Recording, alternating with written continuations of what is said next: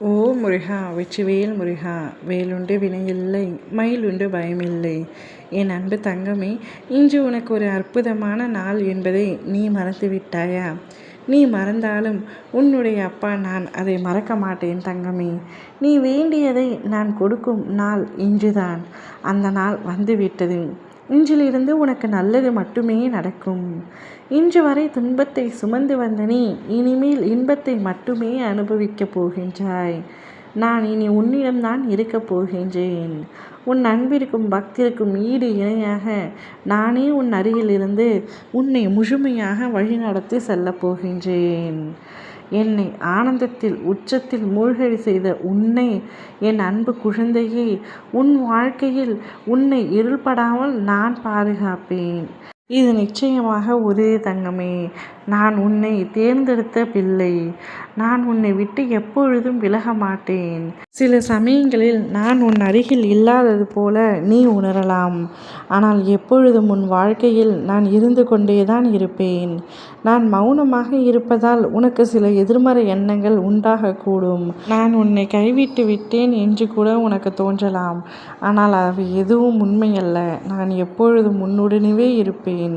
உனக்கு கஷ்டம் வரும் காலத்தில் ஒரு வளமான வாழ்க்கையை நான் அமைத்து கொடுப்பேன். நீ சிறப்போடு வாழ உன் அப்பா நான் உன்னை ஆசீர்வாதம் செய்கின்றேன். நீ இவ்வளவு நாட்களாக எதற்காக காத்து கொண்டிருந்தாயோ அவை யாவும் ஒவ்வொன்றாக நிறைவேறப் போகின்றது. இன்று எனது தாய் பார்வதியும் எனது சகோதரன் கணேசனும் என் கூட இருந்து என்னை தாளாட்டுவது போல உன்னையும் உன் குடும்பத்தையும் என்னுடைய மடியில் அமர வைத்து சீராட்டப் போகின்றேன். நான் என் தாய்க்கு மகனாக இருப்பது போல் உன்னையும் உன் குடும்பத்தையும் தகப்பனாக இருந்து பாதுகாப்பேன். நான் உனக்கு தகப்பனாகவும் இருப்பேன், உனது பிள்ளையாகவும் இருப்பேன். உன்னுடைய தேவைகள் தீர்க்கும் தாயாகவும் இருப்பேன். கலங்காதே தங்கமே. உன் குடும்பமும் நீயும் சிறப்பாக வாழப்போகின்றீர்கள். உனக்கு தடைப்பட்ட காலம் அனைத்தும் முடிந்து விட்டது. இனி தடையில்லா வளர்ச்சிதான் உன் பாதை. எதிர்பார்க்காத சந்தோஷம் உன் வாசலை வந்து தட்டும். முயற்சி செய்துள்ள இடத்தில் வெற்றி உறுதி. எல்லா துன்பமும் முடிவடைய போகின்றது. இனி எல்லாமே உனக்கு இன்பமாக நடைபெறப் போகின்றது.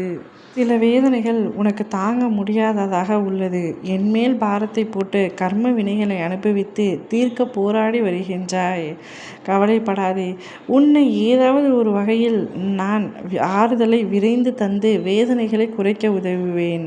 நீ வேண்டினாலும் வேண்டாவிட்டாலும் உன் துன்பங்களை அறிந்து உனக்கு தீர்வை எப்பொழுதும் எழுதுபவன் நானே. நிச்சயமாக அனைத்திற்கும் ஒரு தீர்வு உண்டு.